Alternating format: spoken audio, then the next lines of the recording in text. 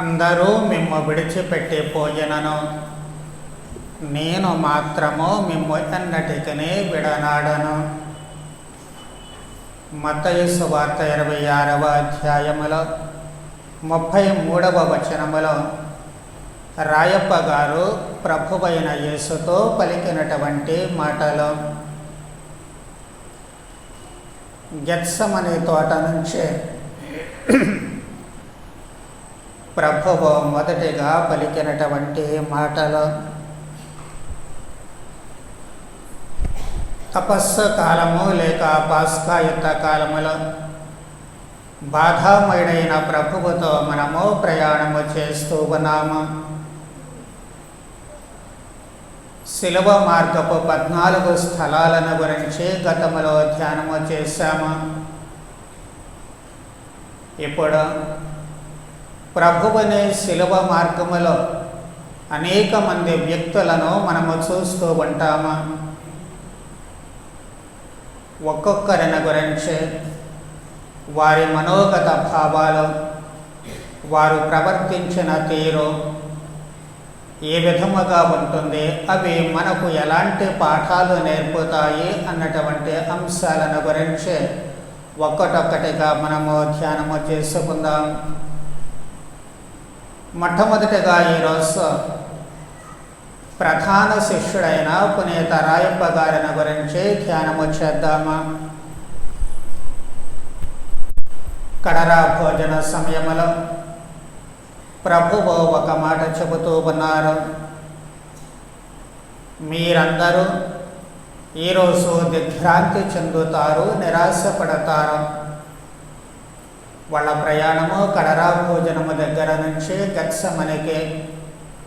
ఆ గెత్సెమనీలో జరిగేటువంటి సంఘటనలను చూచినప్పుడు అందరూ కూడా దిగ్భ్రాంతికి లోనవుతారు అని ప్రభువు అంటున్నారు.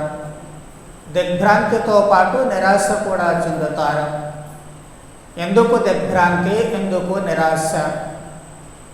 దిగ్భ్రాంతి ఎందుకు అంటే వారందరికీ తెలుసు ఈయన మెస్సయ్య అని, దైవ కుమారుడు అని, ఎన్నో అద్భుతాలు చేసేటువంటి మహనీయుడు అని తెలుసు. మరి అలాంటి మనిషి ఈ రోజున అరెస్ట్ కాబోతూ ఉన్నారు. ఏమీ చేత కానటువంటి మనిషిలా, నిస్సహాయుడిలా అరెస్ట్ కాబోతూ ఉంటే అరెస్ట్ అయినటువంటి సందర్భము చూస్తే వాళ్లకు దిగ్భ్రాంతి కలగక మానదు. కనుసైగతోనే అద్భుతాలు చేయగలిగినటువంటి ప్రభువు వాళ్ళ చేతుల్లో బందీగా మారిపోతే మరి అంతటి ఆశ్చర్యానికి, దిగ్భ్రాంతికి వాళ్ళు గురవుతారో మనము కూడా ఊహించుకోవచ్చు. అందుకే ప్రభువు ముందుగానే ఆ విషయాన్ని తెలియజేస్తూ ఉన్నారు. రెండవది, నిరాశకు కూడా గురవుతూ ఉంటారు. మరి నిరాశ ఎందుకు అంటే వాళ్ళ ఊహలలో ఉన్నటువంటి ప్రభువు వేరు. ప్రభువు ఏదో రాజ్యాన్ని స్థాపిస్తారు అన్నటువంటి భావన ఉంది. ఇదిగో పరలోక రాజ్యపు తాళపు చెవులు నీకు ఇస్తున్నాను, నీవు భూలోకములో దాన్ని బంధిస్తే అక్కడ బంధించబడుతుంది, ఏది విప్పితే అక్కడ విప్పబడుతుంది అని ప్రధానాధిపత్యాన్ని కూడా రాయప్ప గారికి ఇస్తూ ఉన్నారు. మరి ఇలాంటి సందర్భంలో ఇప్పుడు ఏ మనిషి అయితే తనకు అధికారాన్ని కట్టబెడుతూ ఉన్నారో, ఏ మనిషి అయితే అద్భుతాలు చేసి రానున్న పరలోక రాజ్యాన్ని గురించి వాగ్దానం చేశారో, అసలు ఆ మనిషి ఇప్పుడు మరణానికి అప్పగింపబడుతూ ఉంటే ఇక మిగిలేది ఏమిటి? నిరాశ తప్ప. అందుకే ప్రభువు ముందుగానే చెబుతూ ఉన్నారు, మీరు దిగ్భ్రాంతికి గురవుతారు, రెండవది నిరాశకు కూడా గురవుతారు అని చెబుతూ ఉన్నారు. ఇంకో మాట ప్రభువు చెప్పేటటువంటిది, నేను గొర్రెల కాపరిని కొట్టుదును, గొర్రెల మంద చల్లా చెదిరైపోతాయి. ప్రవక్తల ద్వారా దేవుడు చెప్పినటువంటి మాటను కూడా ఉటంకిస్తూ ఉన్నారు. ఈ మాటలు వాస్తవానికి రాయప్ప గారికి మింగుడు పడడం లేదు. ఆయన జీర్ణించుకోలేకపోతూ ఉన్నారు. మరి ఎంత తనకు ప్రధానాధిపత్యాన్ని ఇచ్చినటువంటి ప్రభువు ఎలా మాట్లాడుతూ ఉంటే ప్రభువును వదిలి ఉండాలి అనేటువంటి ఆలోచన ఆయనకు లేదు. కాబట్టి ఆయనలో ఓ రకమైనటువంటి ఆవేశం పొంగుకొస్తూ ఉంటుంది. ఎందుకంటే అంతకుముందే తాళాలు ఇచ్చారు కాబట్టి తనలో ఉన్నటువంటి ఆ పెద్దరికాన్ని తాను నిలుపుకోవాలి, నిలబెట్టుకోవాలి అన్నటువంటి భావన ఆయనలో ఉంది. అందుకే మత్తయి సువార్త 26వ అధ్యాయము 33వ వచనములో ఆయన ఆ మాటలు అంటూ ఉన్నారు. అందరూ మిమ్ము విడిచిపెట్టిపోయినను నేను మాత్రము అన్నటికీ మిమ్ము విడనాడను. ఒకవేళ వీళ్ళందరూ వెళ్ళిపోతారేమో, పారిపోతారేమో, కానీ ఎలాంటి పరిస్థితులు వచ్చినప్పటికీ కూడా నేను మాత్రము మిమ్ము విడువను అని చెప్పి ఆయన అంటూ ఉన్నారు. మరి కొంచెము ముందుకెళితే 35వ వచనంలో ఏమంటూ ఉన్నారు? నేను మీతో మరణించవలసి వచ్చినను మిమ్ము ఎరుగనని పలుకను. ఎందుకయ్యా అలా మాట్లాడతావు, అసలు నేనెవరో తెలియదు అని చెప్పి అంటావు నువ్వే అని ప్రభువు చెప్పినప్పుడు, అబ్బే చావాల్సి వచ్చినా మరణించాల్సి వచ్చినా నేను మాత్రము మీరెవరో నాకు తెలియదు అని మాత్రము పొరపాటున కూడా నా నోట్లో నుంచి ఆ మాట రాదు అని చెప్పి ఆయన ఘంటాపదంగా అక్కడ ప్రభువుతో చెబుతూ ఉన్నారు. ఆయనలో ఉన్నటువంటి ఆవేశము సబబే మంచి మనస్సుతోటి ఆయన చెబుతూ ఉన్నారు. ప్రభువుపై ఉన్నటువంటి గౌరవముతోటి ఆయన చెబుతూ ఉన్నారు. ఆయనలో ఉన్నటువంటి పట్టుదల, అంకిత భావము ఆ మాటలో చాలా స్పష్టంగా, ప్రాణమియ్యడానికైనా సిద్ధపడేటువంటి ఆ మనస్తత్వము చాలా స్పష్టంగా అర్థమవుతూ ఉంటుంది. కానీ సమయము వచ్చినప్పుడు ఈ మాటను ఎంతవరకు నిలబెట్టుకుంటామో అనేటువంటిది చాలా ముఖ్యము. మాటలు చెప్పడమో తేలికే కానీ దానిని నిలబెట్టుకోవడం కొంచెం కష్టమవుతూ ఉంటుంది. అందుకే ఇక్కడ ప్రభువు చెప్పినటువంటి, ప్రభువుతో తాను మాట్లాడినటువంటి మాటలు ఆ తరువాత మనము వరుసన జాగ్రత్తగా చూసుకుంటూ పోయినట్లయితే ప్రభువు బంధింపబడినప్పుడు తారుమారవుతూ ఉంటుంది.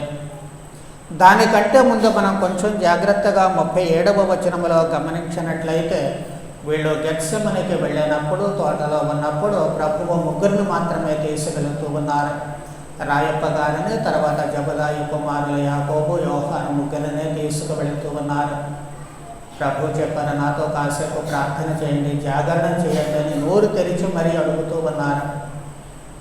మనుష్య కుమారుడు శత్రువుల చేతికి అప్పగింపబడేటువంటి ఘడియ వచ్చింది కాబట్టి ప్రభువు ఆ మాటలు చెప్పినప్పుడు ఏదో సరదాగా చెప్పు ఉండాలి, నవ్వుకుంటూ అసలే చెప్పి ఉండాలి. కడుపులో నుంచి ఆ బాధ తన్నుకొస్తూ ఉంటుంది ప్రభువుకి. అంత బాధ హృదయంలో ఉన్నప్పుడు, గుండెలు పగిలేటువంటి బాధ హృదయంలో ఉన్నప్పుడు మాట ఎలా వస్తుంది అనేది మనందరికీ తెలుసు. కాబట్టి ఖచ్చితంగా ప్రభుని గొంతులో ఆ బాధ స్పష్టంగా పలకబడే ఉంటూ ఉంటుంది.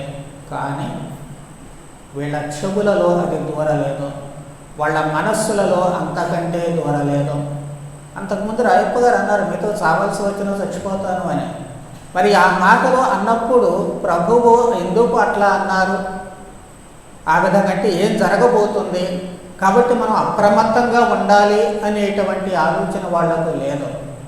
సుష్ఠగా తిన్నారు కాబట్టి హాయిగా నిద్రపోతూ ఉన్నారు. అవతల ప్రభువేమో, మరి ప్రభు ఒంటరిగా వెళ్ళారు, ఏం చేస్తున్నారు ఏంటి అనేటువంటి ఇంగిత జ్ఞానం కూడా లేదు వాళ్లకు. ప్రభువేమో ఆ బాధను తట్టుకోలేక ఆయన చెమట రక్త రూపంలో కారిపోతూ ఉంటుంది. అంటే ఆ టెన్షన్కి తట్టుకోలేక ఆ నరములో, ఇక్కడ నొసటిపై ఉన్నటువంటి ఆ నరాలు చిట్లిపోయాయి. అందుకే రక్తం ధారలుగా కారుతూ ఉంటుంది చెమటలాగా. ఎంత టెన్షన్ పడి ఉంటారో మనం ఊహించుకోవచ్చు. తండ్రి సాధ్యమైతే ఈ పాత్ర నా నుంచి తీసేయండి అని కూడా అంటూ ఉన్నారు. మరి అంత బాధ అవతల మనిషి పడుతూ ఉంటే అసలు ఏం జరుగుతుంది అనేటువంటి ఆలోచన కూడా లేకుండా వీళ్ళు మాత్రం హాయిగా నిద్రపోతూ ఉంటారు. అందుకే ప్రభువు తిరిగి వచ్చినప్పుడు ఒక గంట సేపైనా నాతో మేల్కొని ఉండలేరా అని ఎంతో దీనంగా వాళ్ళను ప్రభువు అక్కడ పెడుతూ ఉంటారు. అప్పుడు ఆ మాటలకు కొంచెం రాయప్ప గారికి ఉక్రోషం వచ్చింది. చాలా జాగ్రత్తగా ఉండాలి, ఇప్పటి నుంచి అయినా కంటికి రెప్పలా ప్రభువుని కాపాడుకోవాలి అనేటువంటి మళ్ళీ తిరిగి అంతకుముందు ఉన్నటువంటి పట్టుదల మళ్ళీ వచ్చేస్తూ ఉంటుంది. అందుకే ప్రభువుని బంధించడానికి వచ్చినప్పుడు వెంటనే ఏం చేస్తూ ఉన్నాడు, తన వరలో ఉన్నటువంటి కత్తిని తీసి అక్కడ మాల్కుస్ అనేటువంటి వాని చెవిని తెగ నరుకుతూ ఉన్నాడు. బహుశా పడిపోయి ఉంటాడు. ఆ వేటు వేసినప్పుడు ఆయన తప్పించుకొని ఉంటాడు కాబట్టి మెడ మీద పడకుండా చెవి మీద పడి చెవి తెగిపోయి ఉంటుంది. కానీ ప్రభు ఏమంటున్నారు? నీ కత్తిని వలలో వేయి. కత్తిని పట్టుకునేవాడు కత్తితోటే పోతాడు. కాబట్టి ఆ కత్తికి ఇక్కడ సమాధానము కాదు. ప్రభువు ఆ మాటలతో అక్కడ ఆయనలో ఉన్నటువంటి ఆ ఆవేశము చల్లారిపోతూ ఉంటుంది. మరి చల్లారిపోయిన తర్వాత ఉన్నదేమో ఒకటే కత్తి. ఆ కత్తి బయటికి తీయొద్దన్నారు. శత్రువులచే ప్రభువుని బంధిస్తూ ఉన్నారు. మరి అలాంటప్పుడు ఏం చేయాలి? ఆయనలో నిస్సహాయత అనేటువంటిది అప్పుడు చోటు చేసుకుంటుంది. ఏం చేయాలో తెలియనటువంటి అయోమయ పరిస్థితి ఆయనలో వస్తూ ఉంటుంది. ప్రభువునే కాదు, ఇప్పుడు తమను కాపాడుకోవడం కూడా ఒక పెద్ద ప్రాణాంతకమే అవుతూ ఉంటుంది. అంత శక్తి కలిగినటువంటి ప్రభువుని వాళ్ళు అరెస్ట్ చేసినప్పుడు ఇక్కడ ఉన్నటువంటి ఈ ముగ్గురిని తీసుకెళ్ళడం పెద్ద కష్టమేమీ కాదు. అంతటి ఈ సైనిక గుంపు అక్కడికి వస్తూ ఉంటుంది. మరి అలాంటప్పుడు తమ ప్రాణాలు ఎలా కాపాడుకోవాలి? ప్రభువు ప్రాణాలు, అక్కడ ప్రభువు కత్తుద్దన్నారు. మరి ఇక్కడ ప్రభువు సంగతి ప్రక్కన పడేస్తే తమ సంగతి ఏమిటి? నా ప్రాణాన్ని నేను ఎలా కాపాడుకోవాలి అనేటువంటి ఆలోచనలో అక్కడ రాయప్ప గారు పడిపోతూ ఉన్నారు. పడిపోయిన ఆయనలో ఉన్నటువంటి ఆ ఆవేశము, ఆలోచన, ఆతృత ప్రభువుని అనుసరించేటట్లు చేస్తూ ఉంటుంది. అందుకే ఆయన ప్రధాన అర్చకుని ప్రాంగణంలోకి అడుగు పెడుతూ ఉన్నాడు. అక్కడ అడుగు పెట్టిన తర్వాత కానీ అసలు విషయము అక్కడ బయటపడడం లేదు. ఎప్పుడైతే ప్రభువు నీవు నన్ను ఎరగనని ముమ్మారు బొంకుతావు అని చెప్పి చెబుతూ ఉన్నారు. కాదు అని చెప్పి ఆయన అన్నప్పటికీ కూడాను ఇక్కడ ఎప్పుడైతే ఈ ప్రధానార్చకుని ప్రాంగణంలోనికి వచ్చినప్పుడు అక్కడ ఉన్నటువంటి మనిషి ఈయన ఆయనతో ఉన్నటువంటి వాడే అని చెప్పి అంటూ ఉంటుంది. మనము మత్తయి సువార్త 27వ అధ్యాయము 69వ వచనాన్ని గమనించినట్లయితే,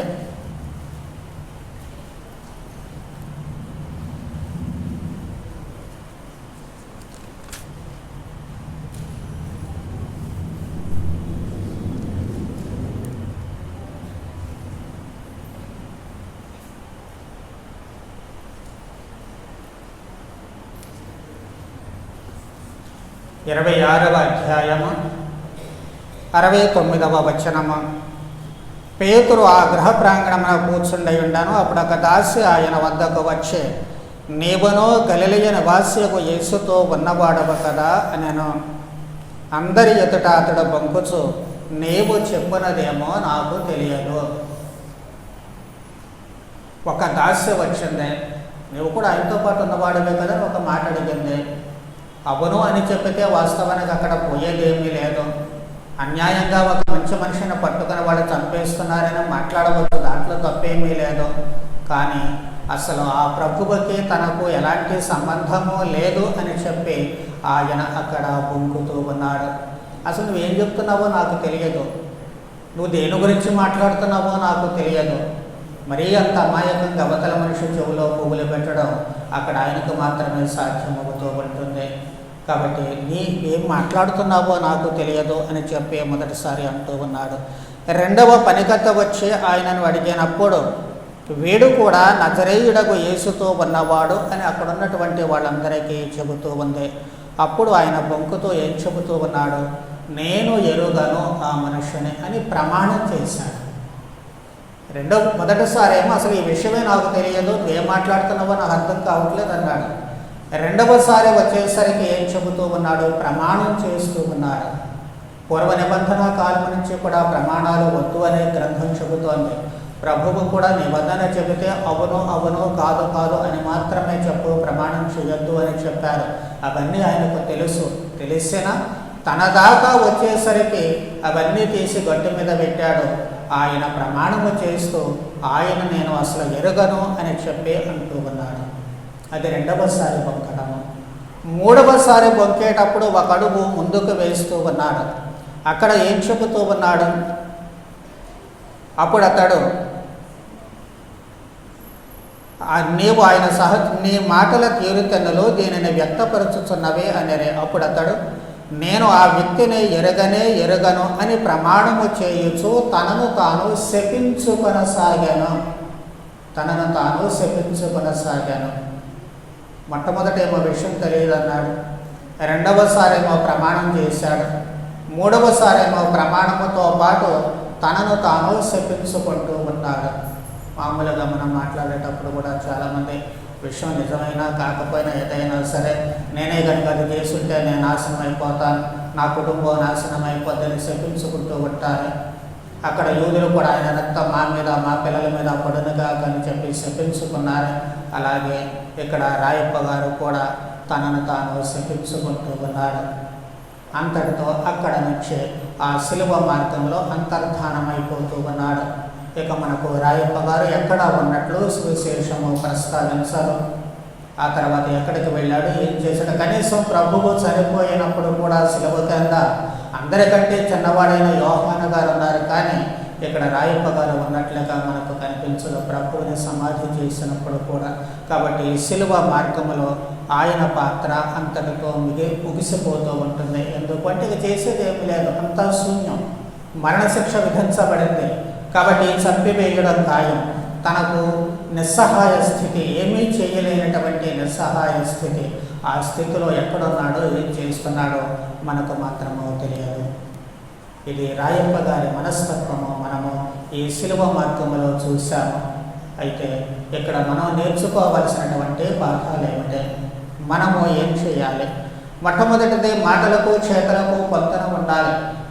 చాలాసార్లు ఆవేశంలో మాట్లాడతాం, మంచిదే మాట్లాడాలి, ఆ ఆవేశం మనకు రావాలి. మంచి చేయాలి అనుకున్నప్పుడు ఆవేశం ఉండాలి, ఆవేశంతో మాట్లాడతాం. కానీ చేతల వరకు వచ్చేసరికి మళ్ళీ నీరు కారిపోకూడదు, ఎప్పుడు నీరు కారిపోకూడదు, నిలబడాలి.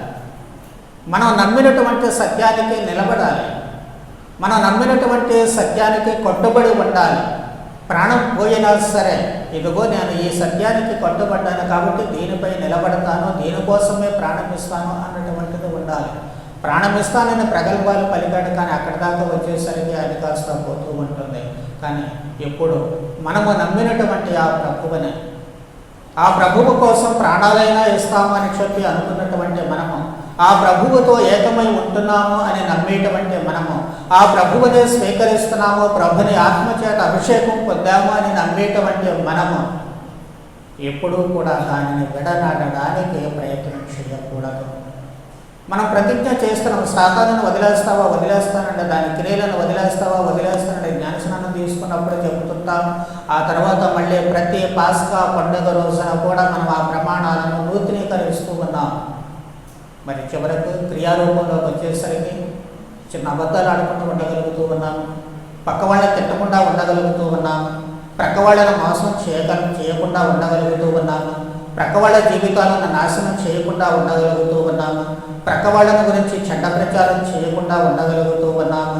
ఈ విధంగా ప్రతిదీ కూడా సాతాను ప్రలోభాలకే లొంగిపోతూ ఉంటాము. కానీ మనము ఇచ్చిన మాట కోసం నిలబడాలి. అలాగే దంపతులు, భార్యాభర్తలు ఒకరికొకరికి వివాహ సందర్భంలో ఇచ్చిపుచ్చుకునేటువంటి ఆ మాటలు, ఆ ప్రమాణాలు, అవి కూడా కడవరకు నిలబడగలగాలి. అందుకే తల్లి శ్రీసభ విడాకుల చట్టాన్ని రద్దు చేస్తూ ఉంటుంది. ఎందుకంటే నీవు ఇచ్చినటువంటి మాట ప్రాణం పోయేంత వరకు నీవు నిలబడగలగాలి. మధ్యలో అటు ఇటు మాట మార్చుకుంటానంటే కుదరది. బట్టలు కాదు, మిగతా తర్వాత ఈ సంవత్సరం పడేసి పత్తి చేసుకుందాం అనుకోవడానికి జీవితం ఇది. ఆ జీవితం జీవించేటప్పుడు దానికి ఉన్నటువంటి విలువలను నువ్వు పాటించగలగాలి. ఈరోజు నీకు నచ్చింది కాబట్టి ప్రమాణం చేస్తావు, నచ్చలేదు కాబట్టి దాన్ని వదిలేస్తామని చెప్పి అనుకుంటే కుదిరేటువంటి పని కాదు. ఈ మధ్యన ఒక వివాహపు కేసు గురించి మాట్లాడేటప్పుడు నాకు ఈ భార్య అవసరం లేదండి అంటాడు అబ్బాయి. ఏమి నాయన ఎందుకు అంటే నాకు ఇంట్రెస్ట్ లేదండి, వివాహం మీద ఇంట్రెస్ట్ లేదు, వివాహ జీవితం మీద ఇంట్రెస్ట్ లేదు అన్నాడు. మరి పెళ్ళెందుకు చేసుకున్నావు నాయన అంటే అప్పుడు ఇంట్రెస్ట్ ఉందండి అందుకే చేసుకున్నాను. వచ్చేమన్నా బుద్ధి ఉందని, చేసుకోవాలనుకున్నప్పుడు ఇంట్రెస్ట్ ఉంది, చేసుకున్నావు, 4 రోజులు అయిన తర్వాత ఇంట్రెస్ట్ పోతుంది. కానీ ఇది జీవితం. ఉద్యోగం కాదు వదిలేసుకొని పోవడానికి, బట్టలు కాదు తీసవతల బారేయడానికి, ఇల్లు కాదు ఇది వదిలేసి కొత్తలు కొనుక్కొని దాంట్లోకి వెళ్ళిపోదాం అనుకోవడానికి, ఇది జీవితంలో ఒక మనిషి నీ భాగస్వామిగా వచ్చినప్పుడు నీ ఇష్టం వచ్చినట్లు ఇప్పుడు నచ్చింది ఇంకోసారి నచ్చలేదు అన్నది కుదరదు. ఎవరిలో లోపాలు ఉంటే వాడు సరి చేసుకోవాలి, ఒకరినొకరు అర్థం చేసుకోవాలి, మళ్ళీ సరైనటువంటి బాటలో పోవాలి. కాబట్టి మనము ఇచ్చినటువంటి మాటకు నిలబడి ఉండడము, మాటలకు చేతలకు ఎప్పుడూ కూడా పొంతన ఉండేటట్లు చూసుకోవాలి.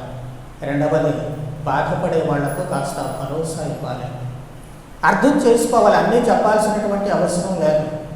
ప్రభువు అంత బాధతో చెబుతూ ఉంటే వీళ్ళు ఆ బాధలో పాలు పంచుకోలేకపోతూ ఉన్నారు. ఆయన అవతలకి అంత బాధపడ్డారంటే ముఖంలో స్పష్టంగా బాధ కనపడి ఉంటుంది. మరి ఆ బాధను ఎందుకు వీళ్ళు చూడలేకపోతున్నారు? మనం చేయాల్సినటువంటిది కూడా అదే. మన ప్రక్క వాళ్ళ ముఖంలో బాధ కనిపిస్తూ ఉంటుంది. ఆ బాధ కనిపించినప్పుడు కాస్త పలకరించి నీ బాధ ఏమిటి అని చెప్పి ఒకవేళ వాళ్ళు చెప్పడానికి ఇష్టపడకపోతే అది వేరే విషయం, వదిలేస్తాం. కానీ ఒక్క మాట అడిగితే మన సమయం పోయింది. మీకేంటి ఒంట్లో బాగలేదా, లేకపోతే ఏమన్నా సమస్యలు ఉన్నాయా, ఏమిటంటే నేనేమైనా సహాయం చేయగలను, ఒక్క మాట అడగలేమా? మానవత్వం అనేటువంటిది మనలో లేదా? ఆ మానవత్వం ఉంటే ఖచ్చితంగా అవతల మనిషి ముఖంలో ఉండేటువంటి బాధను మనం చూడగలం. ఆ బాధను చూసి వాళ్లకు అవసరమైనటువంటి చేతనైనటువంటి సహాయమో భరోసా ఇవ్వగలిగినటువంటి అవసరం ఉంది. మూడవది మనం నేర్చుకోవాల్సిందే, ఆవేశంతో పనులు కాదు కానీ ఆలోచనలతో చేయాలి. రాయపగారి దగ్గర లెంగిలెంగమంటూ ఒకటే ఉంది కత్తే, అది కూడా చిన్న కత్తే. దానితో ఆయన యుద్ధం చేయడం ప్రారంభిస్తే ఏం చేయగలడు? అక్కడ మహాసైన్యం ఉంది.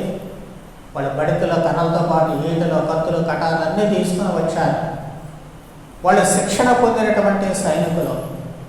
వాళ్లకు ఎదురొడ్డి నిలబడడం అంటే సాధ్యమయ్యే పని కాదు, కానీ ఆలోచన కావాలి, ఏం చేయాలి అనేటువంటిది. ఏ విషయంలోనైనా అంతే. మన ఆవేశంతో ఇచ్చడం కాదు, చేసేది మంచి పని అయినప్పటికీ ఆవేశం పనికి రాదు, ఆలోచన కావాలి.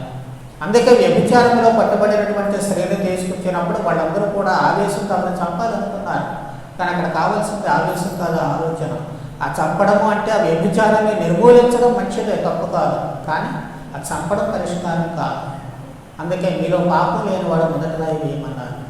అప్పటి నుంచి వాళ్ళు పాపం చేయకుండా ఉంటారు, అప్పుడు ఏమే పాపం చేయకుండా ఉంటుంది. అది కావాల్సినటువంటిది. అలా ఆవేశంతో కాదు కానీ ఆలోచనతో ప్రతి సమస్యకు కూడా పరిష్కార మార్గం చూడాలి. మనస్సు పెట్టి ఆలోచిస్తే ఖచ్చితంగా వస్తూ ఉంటుంది. కాకపోతే ఆలోచించడానికి మనం టైం ఇవ్వం. ఆలోచించేటువంటి ఆ మనస్సు కూడా మనకు రాదు. కానీ ఆలోచించండి, ఖచ్చితంగా ప్రతి సమస్యకు ఏదో ఒక పరిష్కారం భగవంతుడే మీ ద్వారా చూపిస్తూ ఉంటారు. ఇక నాలుగవది, గోడ మీద పిల్లివాటం. ఇది మనకు సర్వసాధారణం. రాయపు గారు ఏ రకంగా నాకు తెలియదు అని చెప్పి అంటూ ఉన్నారు, అలాగే మనము కూడా ప్రవర్తించేటువంటి సంఘటనలు పూపులలుగా ఉంటాయి. అయితే వాళ్ళ దొడ్డి కడతాం, లేకపోతే వీళ్ళ దొడ్డి కడతాం, లేకపోతే వాళ్ళ దగ్గరికి వెళ్ళి వాళ్ళ మాటలు చెప్తాం, వీళ్ళ దగ్గరికి వెళ్ళి వీళ్ళ మాటలు చెప్తాము. మన మీద హాయిగా వాళ్ళ చేత మంచి అనిపించుకుంటా, వీళ్ళ చేత మంచి అనిపించుకుని నేను గొప్ప అని అనుకుంటా. కానీ మధ్యలో దేవుడు ఉన్నారు, ఆయన చేత మంచి అనిపించుకోవాలి. ఈ మనుషుల చేత మంచి అనిపించుకున్నా ఒకటే, అనిపించుకోకపోయినా ఒకటే.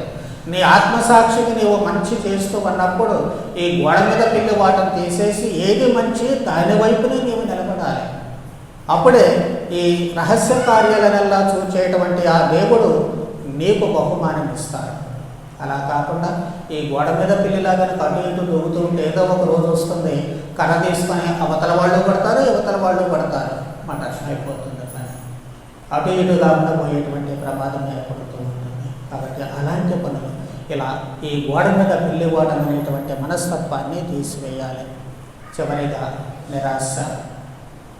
ఏ విషయంలో కూడా మనము నిరాశ నిస్పృహలకు లోను కాకూడదు. ఎందుకో ప్రభువైన యేసే మనలో ఉన్నారు, ప్రభువైన యేసు మనలో కలిసిపోయారు. ఏమన్నా జరగని జీవితంలో నేనెందుకు నిరాశపడాలి? ఒకవేళ ఇలా జరుగుతూ ఉందంటే ఓకే, జరగని దానికి నేను ఎదురొడ్డి వెళతాను. ఏమన్నా జరగని, ఎంత నష్టమైనా జరగని, చివరికి ప్రాణం పోయినా సరే నేనేంటో నేనులాగానే ఉంటాను.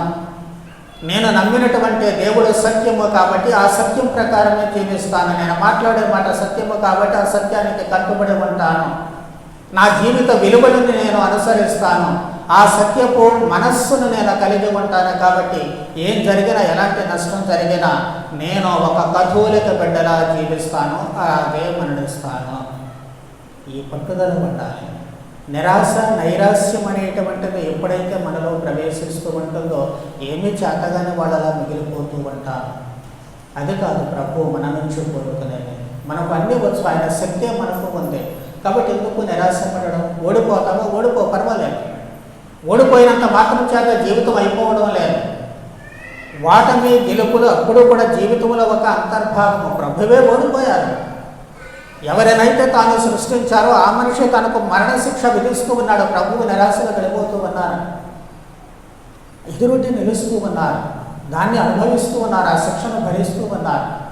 కాబట్టి అలాగే మన జీవితంలో కూడా పడ్డవాడు ఎప్పుడు చెడ్డవాడు కాదు పెద్దలు చెబుతూ ఉంటారు. కాబట్టి పడినంత మాత్రం చేత వాడు తప్పు చేసి కింద పడ్డాడని కాదు, పడినా మళ్ళీ లేవాలి. అదే మనం గుర్తుంచుకోవాల్సినటువంటిది. కాబట్టి ఈ గెలుపు ఓటములో వాటి గురించి కాదు ఆలోచించాల్సింది. మనము ఎలా పని చేస్తూ ఉన్నాము, ఎలా జీవిస్తూ ఉన్నాము, ఏ విధముగా మన వ్యక్తిత్వాన్ని మలచుకుంటూ ఉన్నాము, ఏ విధముగా మన గుణగణాలను సరిచేసుకుంటూ ఉన్నాము, అది చాలా ముఖ్యమైనటువంటిది. అలా కనుక మనము చేయగలిగిన రోజున మనము రాయప్ప గారు ఏ విధముగా తన మనస్సు మార్చుకొని తనను తాను పరివర్తన చెందుకొని చివరి దశలో ప్రభువు కోసం ప్రాణాలు ఇవ్వగలుగుతూ ఉన్నారు. తల్లి శ్రీసభను ప్రారంభ దశలో ఎలా నడిపించగలిగారు, పవిత్రాత్మ దిగి వచ్చినటువంటి రోజున ప్రాణాలకు తెగించి మరి అందరకు ఏ విధముగా ఆయన ప్రభువుని గురించి ప్రకటించగలిగారు, అలా మనము ప్రకటించగలము, జీవించగలము. కాబట్టి ఎప్పుడు అలాంటి పరిస్థితులలోకి నైరాశ్యాన్ని చోటు చేసుకోకూడదు. ఆశ అనేటువంటిది మన జీవితాలలో ఉండాలి. ఖచ్చితంగా మంచి రోజులు వస్తాయి అన్నటువంటి ఆశ ఉండాలి. దేవుడు నాకు మంచి రోజులు ఇస్తారు అన్నటువంటి ఆశ ఉండాలి. ఆ ఒక్క ఆశ మనలో ఉంటే చాలు, మన జీవితము సాఫీగా సాగడానికి అవకాశం కలుగుతూ ఉంటుంది. కాబట్టి ఈ రోజున శిల్వ మార్గములో ఉన్నటువంటి వ్యక్తులలో ప్రధానుడైనటువంటి రాయప్ప గారిని గురించి ధ్యానము చేసినటువంటి మనము ఆయన మనకు నేర్పినటువంటి ఈ పాటలను మనము కూడా అనుసరిస్తూ ఈ తపస్సు కాలం అంతా కూడా మనకు ఇది ఒక ఆచరణీయ యోగ్యముగా ఉండేటట్లు, ట్రైనింగ్ పీరియడ్ లాగా ఉండేటట్లు మనము ఈ గుణాలను అనుసరించడానికి, ఈ ప్రవర్తనను సరిచేసుకోవడానికి ప్రయత్నించుదాం. అందుకు అవసరమైన వరానుగ్రహాలు దయచేయమని తలల వంచి ప్రార్థన చేద్దాం. దయామేడవగు సర్వేశ్వర, మేము మీ దివ్యకుమారుని శిల్వ మార్గము పాటులను ధ్యానము చేసేటువంటి అవకాశాన్ని మాకు ఇచ్చినందుకు మీకు స్తోత్రాలు. మేము ఈరోజు రాయప్ప గారి పాత్రను, ఆయన వ్యక్తిత్వాన్ని శిల్వ మార్గములో ఎలా ఉంది అని ధ్యానించి దానిని మా జీవితంలో ఉన్నటువంటి లోటుపాటులను చేసి సరిచేసుకోవడానికి, అనుసరించడానికి అనువైనటువంటి మంచి గుణాలను ఎంపిక చేసుకున్నటువంటి ఈ నేపథ్యంలో మీ ఆత్మ వరానుగ్రహాలను ఇక్కడ ఉన్నటువంటి ప్రతి బిడ్డపై కుమ్మరించండి. ఈ తపస్సు కాలమంతా కూడా ప్రార్థనతోటి, ఉపవాసాలతోటి, దాన ధర్మాలతోటి మా వ్యక్తిత్వాలను పరిపూర్ణమనర్చుకోవడానికి అవసరమైనటువంటి వరానుగ్రహాలు దయచేయమని, మమ్ము మేము సవరించుకునే పవిత్రులముగా మారేటువంటి భాగ్యాన్ని ప్రతి ఒక్కరికి ప్రసాదించమని మా ప్రభువగు క్రీస్తు ద్వారా మనవి చేయుచున్నాము. ప్రభువ మీతో నుండనగాక. సర్వశక్తి గల సర్వేశ్వరుడు పిత, పుత్ర, పవిత్రాత్మ మేము ఆశీర్వదించి కాచి కాపాడనగాక.